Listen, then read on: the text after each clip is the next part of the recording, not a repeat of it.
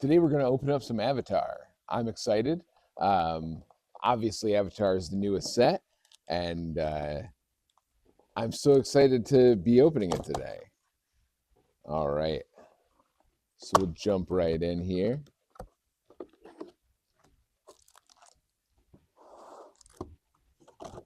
Give it a good display here. All right.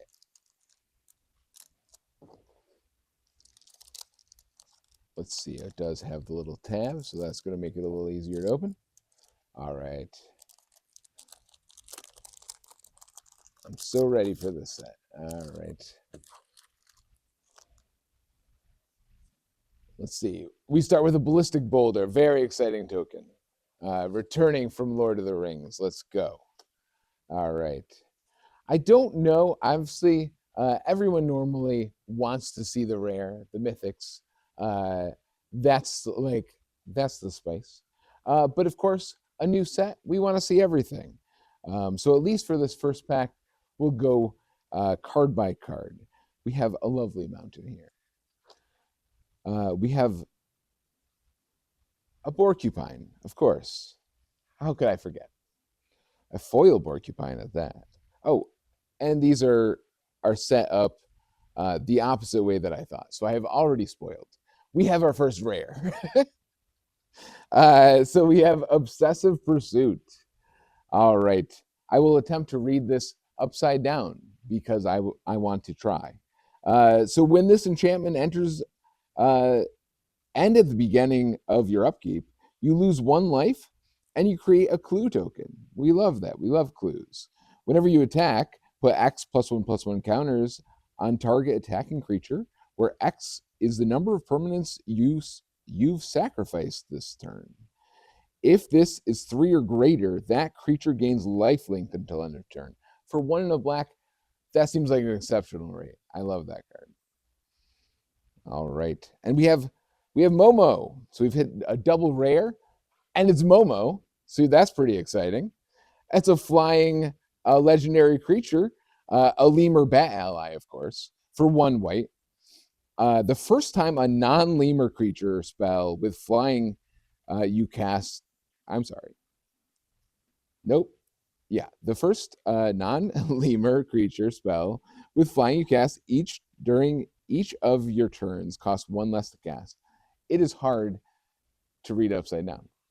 Whenever another creature you control with flying enters, Momo gets +1/+1. All right, then we have an energy bending, an instant lesson. No, I'm actually really excited about lessons returning. I think that in Strixhaven, lessons were a really interesting part of the game, and they make a lot of sense here, of course, as Aang kind of goes through and learns his different masters, his different crafts. I think they make a lot of sense here, and I think they're great. They're great for the game. On Sunday, and during our Pauper event, I played a deck that already has one of the teach cards in it, so it already plays some lesson cards in the sideboard, and there are definitely some cards within this set that I hope to add to that deck. So I'm really excited for that. So we have Energy Bending for 2 mana. Instant lesson, lands you control gain all basic land types until end of turn, and you draw a card. Seems like a great card. It is unfortunately uncommon, so I can't play it in Pauper. But then beyond that, we have Destined Confrontation. It's a sorcery for 2 and 2 white. Each player chooses any number of creatures then they control with total power 4 or less, then sacrifices all other creatures they control. All right. We have Zhao 3/4, Ruthless Admiral 3/4 for 2 and 2 red-black hybrid. It has Firebending 2. So whenever this creature attacks, you add X red, here in this case 2 red. This mana lasts until end of combat. When you sacrifice another permanent, creatures you control get +1/+0 until end of turn. Now, this is the first one of the bendings we have. Of course, there's one for each. I think that they've done a really good job here because each of these, they feel like they make a lot of sense, I think, within the world of Avatar, and none of them are so unusual that I think that they're not easy enough to pick up for people. Um, Obviously, firebending is the one we found.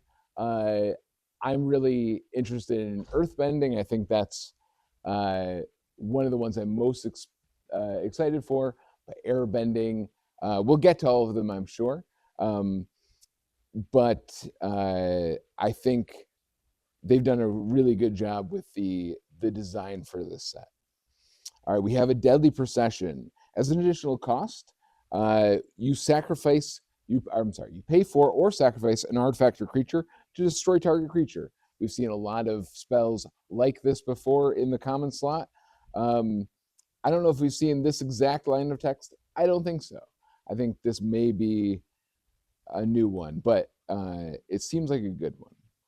All right, we have a 2/2.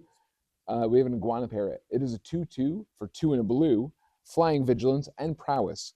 That's pretty good. I would be happy to play this in a blue-white flyers deck in limited, maybe even pauper. I think 3 mana is probably going to be too high for pauper, but that's a lot of text. There's a lot of relevant text.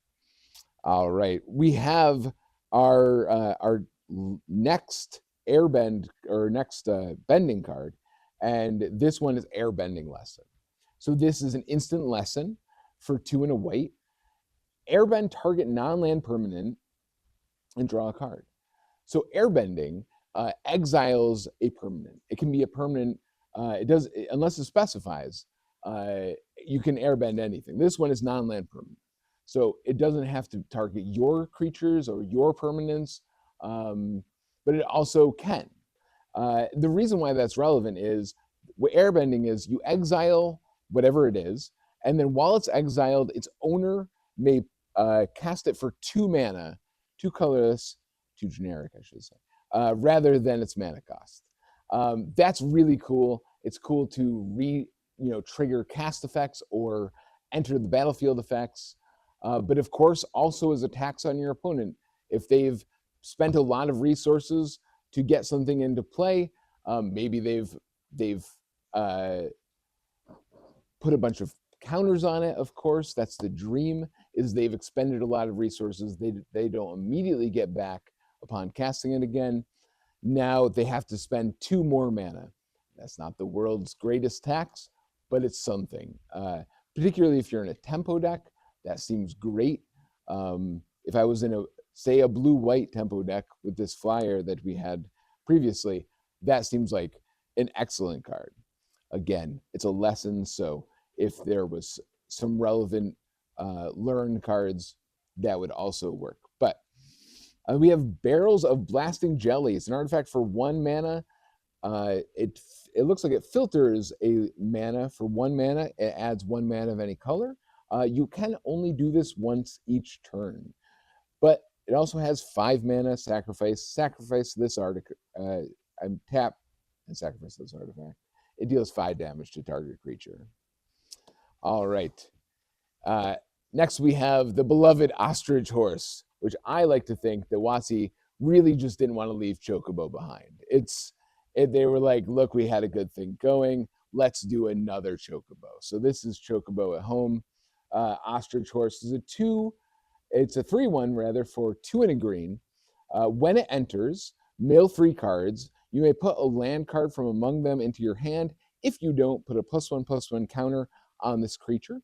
We've seen effects like this before, but certainly not this exact card, not these exact stats and everything. I believe that there was one out of Brothers War that had a very similar effect, but it's 1 in a green, and it did the same kind of thing. You return a land. If you don't, you still get some benefit. I love that. All right. Second to last, we have Treetop Freedom Fighters. It is a 2/1 haste for 2 and a red. When it enters, create a 1/1 white ally creature token. That seems really cool. And then last, I don't know if it's least or not, is Aang's Journey. It's 2 mana. It's also a lesson, a sorcery this time. It has kicker for 2. So you can pay an additional 2, and then you get an additional effect. Search your library for a basic land card. If it was kicked, instead search your library for a basic land card and a shrine card. Reveal those cards, put them into your hand, then shuffle, and you gain 2 life. So I think that is a fantastic first pack. And now that we've gotten that out of the way and discovered how I will not be doing it, let's open another pack.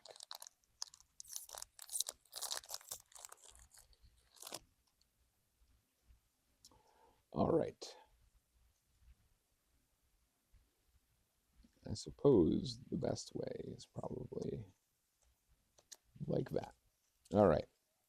I haven't really seen. I've just moved rares and uncommons to the back. So we're gonna start from commons as in the traditional way of opening a pack. All right. We start with Bender's Waterskin.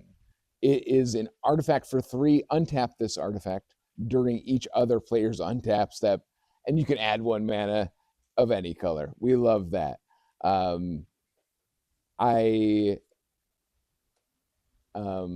can definitely think of times, especially around a commander table, that I'm going to want the ability to have my mana rocks be tapping all the time. All right, next we have a Water Tribe Captain. It is a 3/3 for 2 and a white, so pretty reasonable stats. And then it has 5 mana. Creatures you control get +1/+1 until end of turn. Definitely in a go wide strategy, something I'd want to have in my limited deck. All right, we have Swamp Snare Trap for 2 and a black. This one caught my eye because I'm always looking for pauper cards, So an enchantment aura, it costs 1 less to cast if it targets a creature with flying, and then it enchants creature. Enchanted creature gets -5/-3. So all but completely nullifies your opponent's creatures. It's going to kill probably a good number of them, but at the very least, they won't be attacking you for much damage. All right, we have It'll Quench Ya for 1 and a blue. Instant lesson, counter target spell unless its controller pays 2. That seems great, and I do love the art there. All right, we have Cycle of Renewal, also a lesson. There's a lot of lessons to be learned. So an instant, in this case, it is for 2 and a green. You sacrifice a land, search your library for up to 2 basic lands, put them onto the battlefield tapped, then shuffle. That's pretty great. We love those harrow effects. And this one can be tutored in the way that all of those lessons can be. We have Yuyan Archers. It is a 3/1 reach for 1 and a red. When this creature enters, you may discard a card. If you do, draw a card. We love it, those rummage effects. We also have Aang's Journey. We won't read it again. All right, we have Fatal Fissure. This is our first uncommon in this pack. So this is an instant. Choose target creature. When that creature dies this turn, you earthbend 4.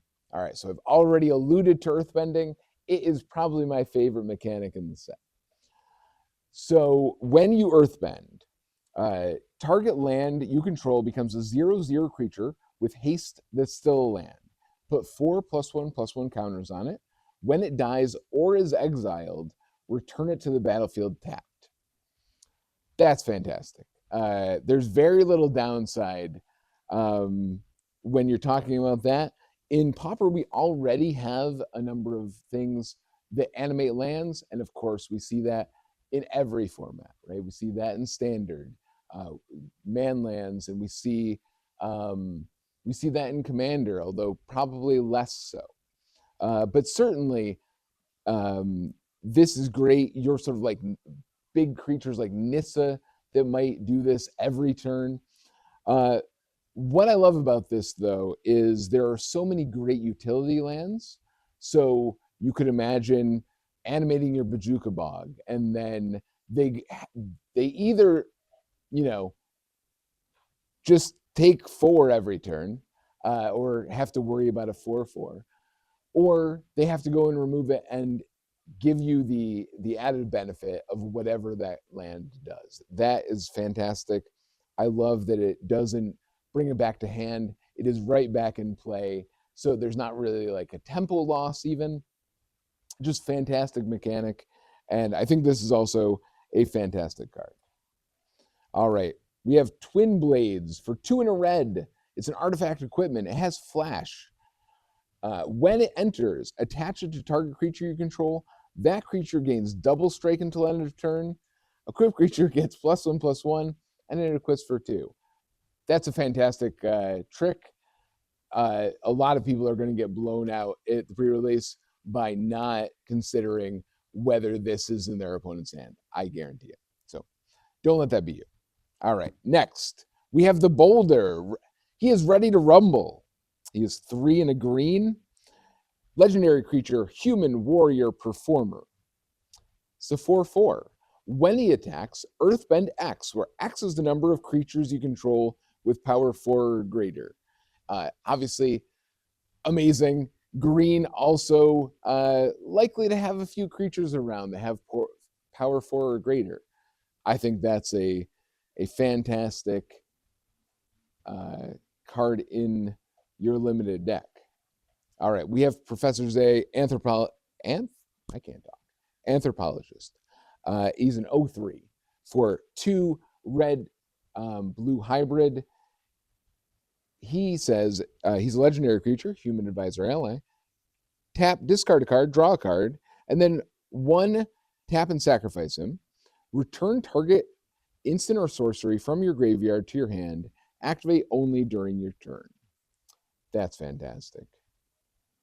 A merfolk looter that also gets to, at the end of his usefulness, just rebuy your best thing. That seems great. All right, we have an ally token. Definitely going to be useful. And on the backside, it's a clue. So doubly useful. We have this beautiful plains. All right, and then we have our foil, Avatar Enthusiast. A 2/2 for 2 and a white. Whenever another ally you control enters, put a +1/+1 counter on it. All right. And then now, last but not least, we have Ba Sing Se. So there is no war here. We have a land. It enters tapped unless you control a basic land. It taps for a green. And then 2 and a green, tap and Earthbend 2. Activate only as a sorcery. So it just keeps coming. There is kind of never-ending creatures that you can throw into the fray. All right, so that's a great pack too. Super excited about that. And of course, all the packs I'm opening today will be available. We'll be putting up all the cards during Friday for our pre-release. We have 2 pre-releases at 12:30 and 6:30. And before all of that gets started, we'll have cards ready to purchase. So if you see something you like, come by and pick it up. All right. Let's open a third pack. Maybe. All right, there we are. We have learned from the past, so we will move the relevant things. All right. We have Sandbender Storm. This is a 3 and a white instant. You can choose one. Either destroy target creature with power 4 or greater, or Earthbend 3. I think, not likely to see much play outside of limited, but anytime you can have an option, it's great. And if you're going to destroy your opponent's creatures, the big ones that are really doing damage to you, that one certainly will see some limited play. We have Azula Always Lies for 1 and a black. Instant lesson. Choose one or both. Love that. Target creature gets -1/-1 till end of turn, or and or put a +1/+1 counter on target creature. I think that's great. A lot of blowouts are sure to be coming because of that card. All right, we have Forecasting Fortune Teller. A 1/3 for 1 and a blue. When this creature enters, create a clue token. I think that's pretty cool.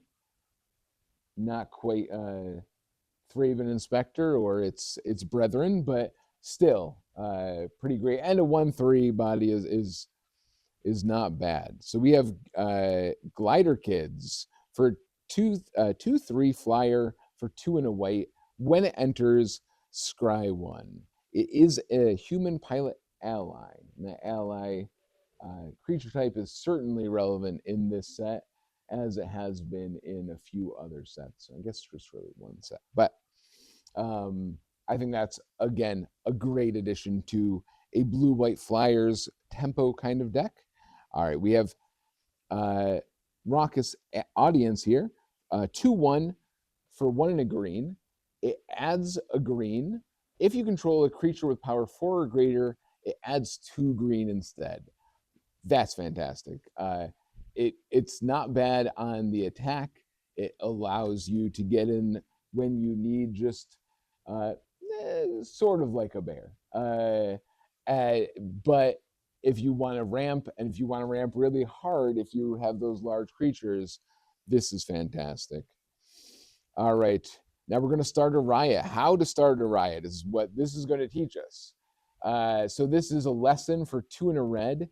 Target creature gains menace until end of turn, and then creatures target player controls get +2/+0 until end of turn. That's great. I love that. All right, we have, I think, our first basic, or I mean, rather, our first common land that isn't a basic. We have Rumble Arena. It's a land, it has vigilance. That is not something you see very often, unless it's like Celestial Colonnade or something that becomes a creature in and of itself. This one does not. This just knows what it's about. It knows what set it's in. It has vigilance. When it enters, scry 1, and then it taps for a colorless or filters 1 mana into 1 mana of any color. So that seems great. I love that. We get to attack with our creatures and then still tap it for mana, or hold it back for defense.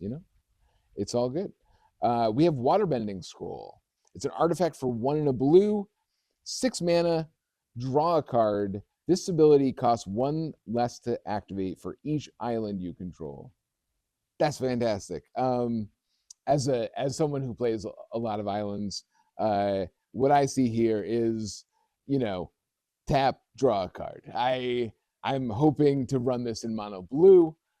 Of course, it still may be relevant if you can tap this for a few mana and the games are going long. It's a wonderful card advantage engine, and that's great. Uncommon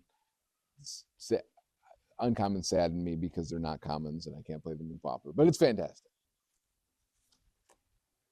All right, we have Invasion Tactics. It's an enchantment. When this enchantment enters, creatures you control get +2/+2 until end of turn. Oh, I didn't say. It's 4 and a green. Whenever 1 or more allies you control deal combat damage to a player, draw a card. As I said, the creature type is very relevant. So that is a fantastic uncommon, and I would be slamming that in any ally creature deck that touches green at all. That's so good.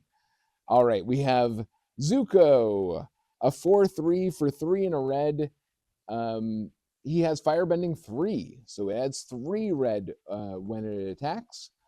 And then 3 mana, exile the top card of your library. You may play that card this turn. Another fantastic uncommon. Card advantage right on the card. We don't have to work hard for it. It's all here. And a 4/3 body means it's probably, it's not necessarily just going to die in every combat. So there's some real chances for it to be a recurring engine. We love that. All right, we have Tolls of War. It's an enchantment for a white and a black. I love Orzhov. That's probably outside of blue. My first deck was Orzhov. I have a soft spot in my heart for it for sure. When this enchantment enters, create a clue token. And then whenever you sacrifice a permanent during your turn, you create a 1/1 white ally creature token. This ability triggers only once each turn, but that's another great engine. A lot of engines here in this pack, but then we have the most boring token, but perhaps the most useful. We get to write it in whatever we want. We have an island. It's not full art this time, but it's still cool. It's got an igloo on it. All right, we have our foil.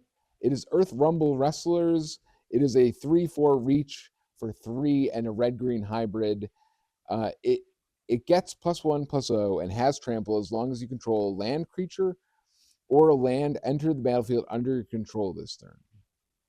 It's kind of interesting. All right, and our rare, we have the Lion Turtle. It is a 3/6 Elder Cat Turtle. It has vigilance and reach. It's a legendary creature, so you can build your commander with this Lion Turtle if you would like. When it enters, you gain 3 life. It can't attack or block unless there are 3 or more lesson cards in your graveyard. And then also it adds 1 mana of any color. There's a lot of text on that card. I think that's fantastic. All right.